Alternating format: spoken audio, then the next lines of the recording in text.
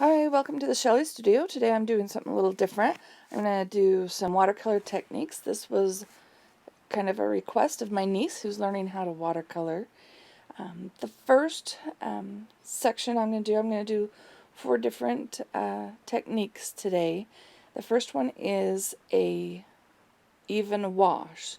So the idea is to create a wash of all the same shade and color.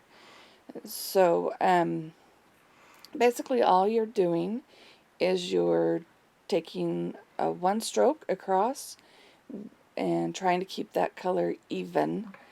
So the next one. That particular technique works a little bit better if the page is tilted a little bit, so you have a bead of water at the bottom of each brush stroke. And I'm not an expert by any means, so Next one. You can take it how you want, I guess. This next one is a graded wash, and when I took that first stroke, I was going to do dark to light. I took that first stroke and I'm like, yeah, I think it's going to be light to dark. So I did discover it is a lot easier to go from light to dark, because you just and do as I say, not as I do. With every stroke, add a little bit more pigment to your mixture. I think mine ends up looking like just 2 shades rather than, a whole graded wash, because I think I made my sections a little bit too much the same. If you have a bigger sheet, you might do a couple of strokes and then add pigment. But with such a small sheet, I probably should have added pigment with each one. Now this next one is wet in wet, and so basically all you're doing is you're getting your paper damp. You want it a little bit wet, not like flooded, but probably a little bit more wet than I have it here. But all you're doing is brushing that pigment onto the page and letting the colors blend on their own and letting them run randomly. I don't think mine were moving very much. Maybe I needed a little bit more water, but I thought I had quite a bit of water.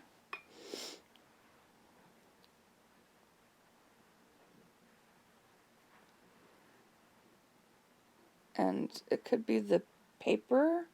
This is watercolor paper I haven't used before. It's from Cheap Joe's. It's Fluid 100. It's 140-pound paper. I think Fluid 100's the brand, or Fluid's the brand. No, it's probably student grade. Anyway.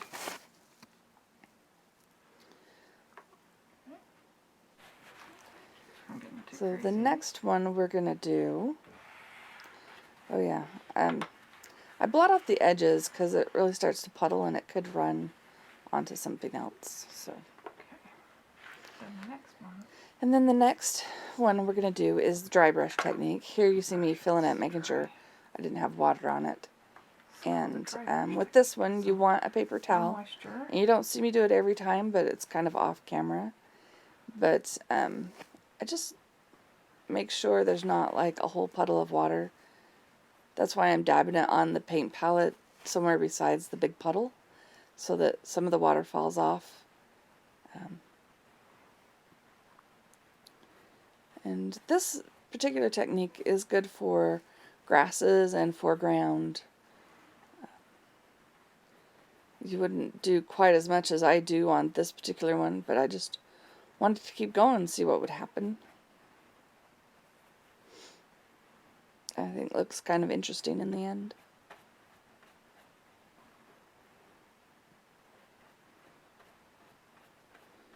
And I'm sorry that it's so hard, but I wanted to make sure the palette was there so you could see what I was doing with the palette. And I tried to find my little palette, but I don't know where it went.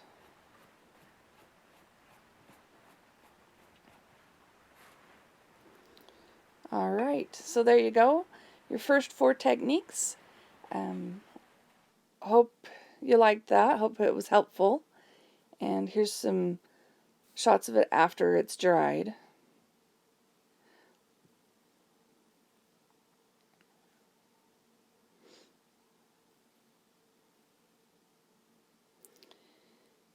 And thanks for watching. If you liked it, please hit like. If you have any comments, please let me know. Thanks.